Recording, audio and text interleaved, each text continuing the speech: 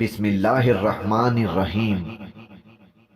ناظرین، ایک بزرگ آدمی پہاڑ کی گھاٹی میں گیا اور اللہ تعالیٰ سے عہد کیا کہ میں تمام دنیاوی تعلقات سے رخ پھیر کر اب آپ کی عبادت یہیں کرتا رہوں گا، اور جب مجھے بھوک ستانے لگے گی تو آپ ہی کی طرف سے عطا کا منتظر رہوں گا۔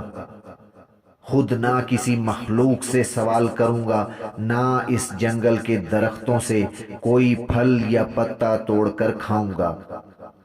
البتہ خود بخود ہوا سے زمین پر گریں گے تو صرف ان کو کھا کر زندگی بسر کروں گا۔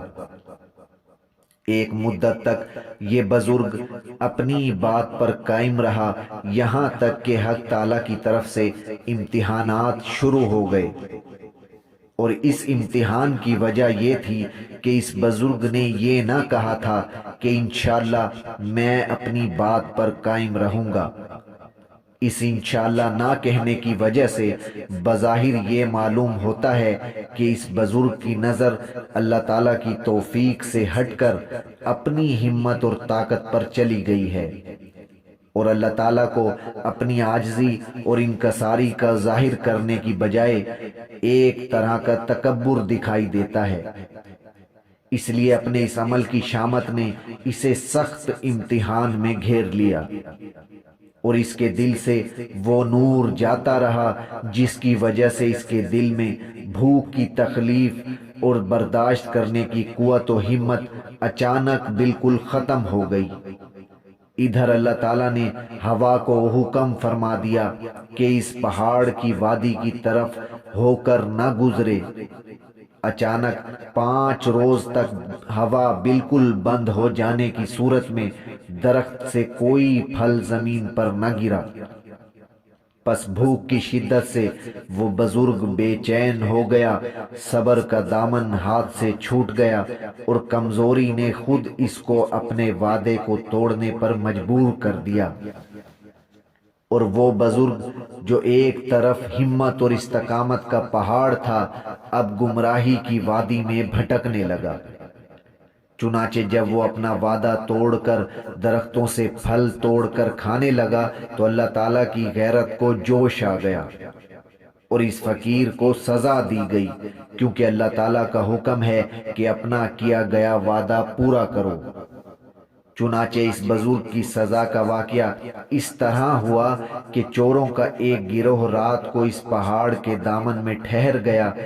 ایک مخبر نے شہر کے پولیس افسر کو اطلاع دے دی کہ آج چوروں کا گروہ فلاں پہاڑ کے دامن میں ٹھہرا ہوا ہے۔ اس سے پہلے کہ پولیس افسر ان چوروں کو گرفتار کرتا، اس نے پہاڑ کے دامن میں اس درویش کو دیکھا اور سمجھا کہ یہ کوئی چور ہے، اسے فوراً گرفتار کر لیا۔ فقیر نے بہت شور مچایا کہ میں چور نہیں ہوں، لیکن تھانے دار اور سپاہیوں نے ایک نہ سنی اور اس کا دایاں ہاتھ اور بایاں پیر کاٹ ڈالا۔ اسی اثنا میں ایک سوار ادھر سے گزرا، اس نے جب یہ ماجرا دیکھا تو تھانے دار اور اس کے ساتھیوں کو بہت ڈانٹا کہ اے بے غیرتو، تم نے ایسے نیک فقیر کے ساتھ یہ کیا سلوک کیا؟ یہ تو فلاں شیخ کامل اور ابدال وقت ہے جس نے دنیا سے کنارہ کش ہو کر اس جگہ خلوت اور تنہائی اختیار کی تھی۔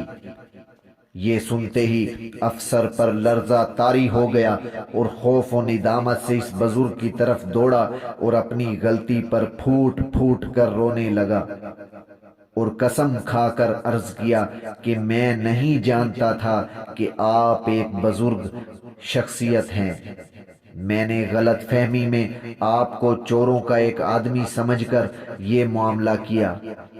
خدا کے لیے آپ مجھے معاف فرما دیں، ورنہ میں ابھی عذاب الہی میں مبتلا ہو کر ہلاک ہو جاؤں گا۔ درویش نے کہا کہ بھائی، تیرا کوئی قصور نہیں، میں خود قصوروار ہوں۔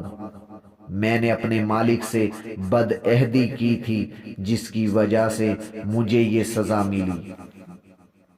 ناظرین، اس واقعے سے ہمیں یہ سبق ملتا ہے کہ ہمیں اللہ تعالیٰ کے حضور عاجزی اور انکساری کا اظہار کرنا چاہیے، اور ہمیں ہر وقت اپنے آپ کو اللہ تعالیٰ کی نعمت اور اس کی عطا کا محتاج سمجھنا چاہیے۔ اپنی ہمت اور اپنے تقوی پر ناز کرتے ہوئے اللہ تعالیٰ سے ایسا وعدہ نہیں کرنا چاہیے، اور ہر حال میں اللہ تعالیٰ سے عافیت کا سوال کرنا چاہیے، اس لیے کہ کوئی بندہ بھی اپنے آپ کو اللہ تعالیٰ کی طرف سے امتحان کے قابل نہ سمجھے، بلکہ ہمیشہ اس کے فضل اور اس کی چھوٹی بڑی نعمت کا سوال کرے۔ اللہ تعالیٰ ہم سب کو عاجزی و انکساری کرنے والا اور اپنا شکر کرنے والا بنائے، آمین یا رب العالمین۔